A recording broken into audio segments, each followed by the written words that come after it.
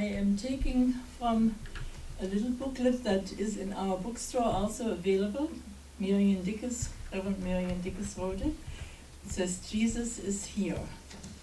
And I'm reading from page 11, The Power of the Presence of Light. Because in our workshop we talked a lot about light, and each one of us has the light to shine and to live by. So it says, light, light, light. Light is the essence of every living thing. For without light, there would be nothing.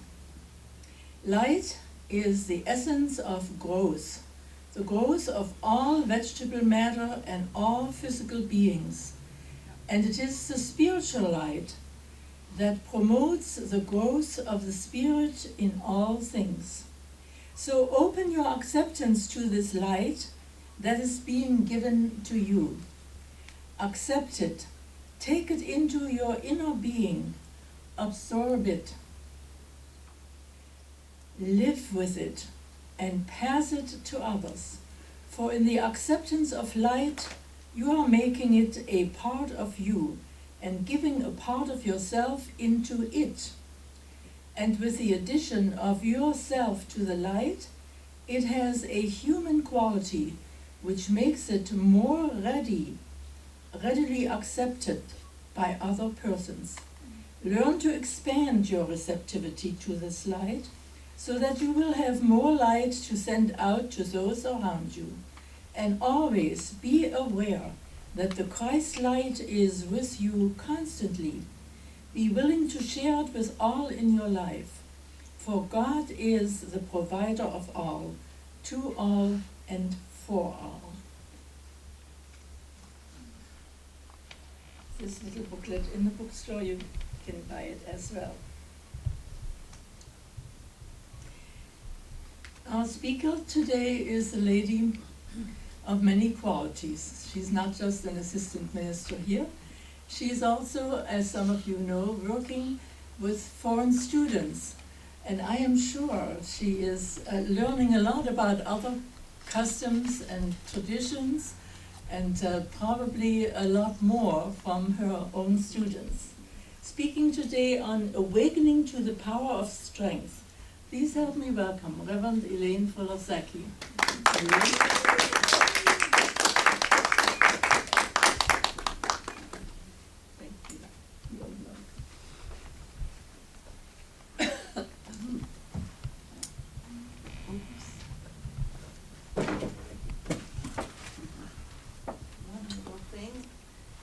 Dropped another little thing, and it just goes on and on, doesn't it? You have a lot of strength. Okay, so wonderful. Awakening to the power of strength. Power. Strength. Just listen to this and kind of feel it. Okay, feel this and see if you feel power in this, strength in this, okay? Feel the power of this. I fall into that which is green, glorious, and good. Fingers of grass, tall and waving as dancers, entertain me.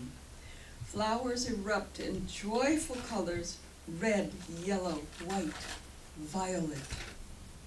Scents of morning arrive on coolness amidst the laughter of birds. Life unfolds around me from a canyon floor. Trees reach upward to hold clouds securely around the earth. Strength, the enthusiasm of life to reach upward, outward as trees at the bottom of a canyon. As colors of flowers brightly contrasting to green leaves. Look for it. Notice it. Awaken to it. Awaken to it. The strength. Think about grass. We don't see much of it tall and waving, do we? I mean, we cut it and keep it nice and neat and little, and, well, not as green as it used to be because we don't water as much as we used to. But grass can grow to about, 5.5 feet tall, and it's on beautiful, slender stems with green leaves shooting out of the stalks, and the stalks curve at the top and form feathery fingers. The seed heads, all as graceful, flowing lines of green, gold, and tan. This is God's strength, which here on earth is power. And it's all around. We can awaken to its presence, the strength of life, of God. Life itself is power. It explodes in sensuality of verbal pictures painted by Reverend Mary Ann Kelly in the August teaching of the Antichrist essay, Awakening to Power, to the Power Within. She writes of the power of earth in producing a rich abundance of tomatoes, artichokes, cucumbers, potatoes, plums, green beans, and peaches. It's just so much. It's energetic, electric, dramatic, this autumnal season of fruition. It's like that in my early home of Fulton, upstate New York also. During the fall, tomatoes, apples, cucumbers, grapes, and other rich produce prizes reach their apex of sweetness. I know they must exude tremendous joy as they take God's love in the form of sun and rain and fertile ground to explode in color and flavor. Well, right? Tastes good. And I am in love with this color, sweetness, and with how it is the hand of the grand Creator in action, God's strength made visible. Beautiful. God's strength is life and God. So where is this? Where is it not? Questions such as this, they make me feel kind of lightheaded, but really they're easy to answer. God's strength is life, being, existence, and God is life, living, God's self. God is life, living, God's self. How does that make you feel? Like that?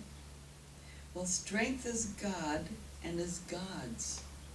It expresses as an easy, graceful, unopposed ability to do that which God does. It is the automatic ease with which God forms and moves God's self. Strength is the underlying, unchanging reality, the ability, the revealing word. Here we are. You can find it in the bookstore. And if not, then, Kathy said yes, she's the bookstore person. It's a dictionary of metaphysical terms put out by Charles Fillmore Reference Library. And I have an older one that has wire binding. This is great. Isn't that great? It'll last for 100 years. And it says that strength is, quote unquote, the energy of God. Page 186, in case you want to look into that. Power is the use of it, right? Us using that, using strength, God's energy. The action, the direction of strength, which is God. So strength is God's ability, right? And power is our use of it. We can pray and use it. When we pray, we are aware of God's strength. That's what we connect with.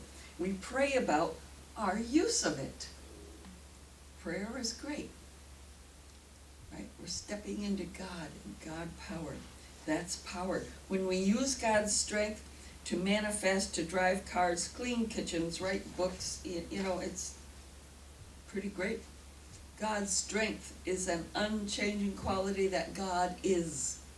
God doesn't have, God is. It's always there. God's always there. Reality is always there.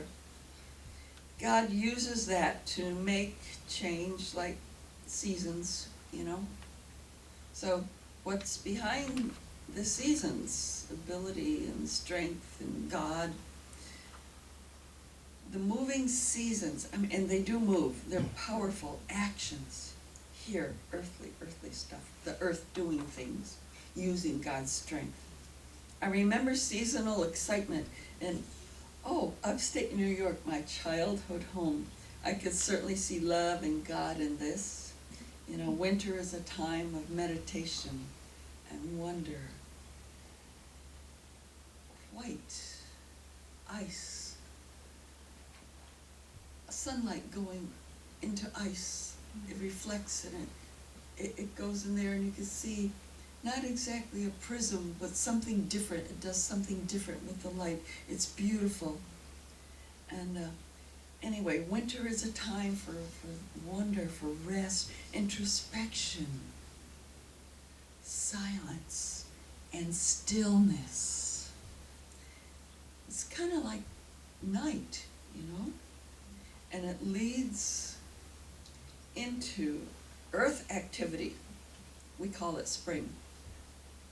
In spring, the snow melts and runs in icy little tiny rivers down the sides of streets. It's when the ground is wet and slushy and seeds have an easy time awakening to soak up a lot of water so they can just burst out of their little seed shells and grow like chickens burst out of eggs and get going. Sprouts come out of the ground and they're green and wonderful and enthusiastic, and we could see the change from day to day. Some plants even poke little holes in the snow to shoot upwards and greet the sun. If you've been in a winter into spring snowy place, maybe you've seen that. And there's summer, right?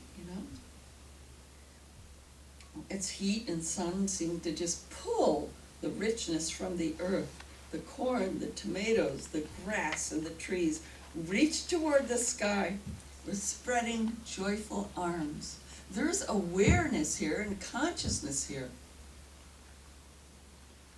Seeds and berries grow and ripen, embodying power and life.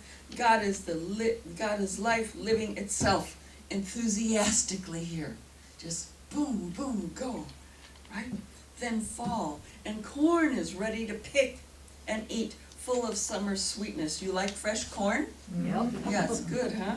Tomatoes are rich, ripe, and red, and wonderful, and trees have seeds that are ready to go in search of new homes for baby trees. And leaves turn from green to a cacophony of yellows, oranges, and reds. Colors. God doesn't use an assembly line, Color, ripeness, richness. The air itself feels electric. If you've been in a place where fall is dramatic, you know the feeling of the air. It's different. It's electric with last-minute efforts toward getting ready for winter. It's energizing, it's exciting. And as fall flows into winter, ducks and geese fly overhead. They make that V, They make that V and they honk as they go. You can hear them. Skies change from summer and fall blues into grays as colder breezes pull the remaining leaves from the trees and warn us to wear warmer clothes and bring snow. The seasons all start all over again. And after this,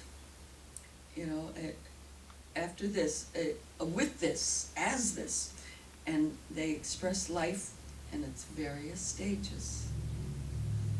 In upstate New York and in a whole lot of places in this planet.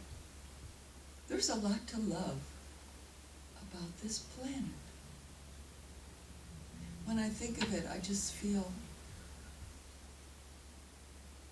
this God. I can feel it. I can tune into it, you know. But at any rate, upstate New York is what I experienced during my childhood years. And power, this is earthly use of unending strength. That is God. We're in the middle of it. A little different here, but we're in the middle of it. What about awakening to the power of strength in ourselves? Can we recognize this? Awaken to it. Strength is God, right? It's infinite. It's related to ability, right? It's an unquestionable property that simply exists. And our part is to tap into that God's strength, you know? And to use it to empower ourselves and to live our lives the way we came here to earth to live, right? That's to perform whatever we are here on earth to perform, you know, like work that relates. When you can't hear me do this, okay, because I just realized maybe I'm getting a little quieter at times. Do this, let me know. Thank you. Well, we're here to perform certain things, work relating to the realms of, I don't know, medicine, office, farm, factory, classroom, political, police, and Reverend Ann Meyer McKeever, our co-founder, used to call these our true desires, things that we came here to do. Maybe one thing, maybe more than one thing. Maybe we grapple with the question of what are the true desires? What am I here to do? Or maybe we never think about it. Maybe we know automatically what we're here to do at an early age. My nephew knew he wanted to be a lawyer at age 5, so he was a lawyer and now he's a judge. Sometimes we just do what we came to do. Like my mother's family, they had a farm in some sort of southern state. I don't know, generations ago when Oklahoma opened up to settlement, they were one of the families who raced into the area to establish a new farm. They left their other farm to a slave woman. I mean, it was the culture at the time, you know, a slave woman in the other state. I don't know much about these people. That's all I know. But God's strength empowered everyone involved in that to do these things. So, and you know what? We have a Mars rover, a little goody machine that we sent to the red planet to take pictures, get information, and then send it all back to NASA so we can find out some things about Mars. It looks like there really was water there at one time. We could see, we looked at the pictures and we could see dried riverbeds and stream paths. Maybe NASA will also find evidence of plant or animal life. Haven't heard about that, but maybe even microscopic little things. So we humans are born with a push to find out and to use the strength that is God to empower us to do specific things, such as be lawyers or secretaries to explore planets and space, and also to find out more about who we are. Who we are. Prayer can help us find out. It can help us do a lot of things. We can pray that God show us our true desires and the perfect way to express them. We can ask in prayer and then listen in meditation. You know, when you ask, you need to listen for an answer. It makes common sense. In this way, we are tuning in to the strength of God, and we can pray about how and when we can act on this, what we want, how we can use this God power in our lives. We can also pray for our inner Christ to sharpen our awareness, so we know these answers when they come to us. I frequently find answers in the early morning when I'm first waking up. I make a mental note about it, or maybe even write it down, so I can pay more attention to it a little later. That's a good thing to do. So, we can maybe do some prayer work, brief prayers at night, and make little notes in the morning. That could be a homework thing for us all to do. Huh? So God is with us. We could tap into God's strength with prayer, with meditation, with the light meditation that comes from looking at a night sky. Then we can listen and use God's power to engage in action. We can be aware. So, God is with us. And I thank you for listening.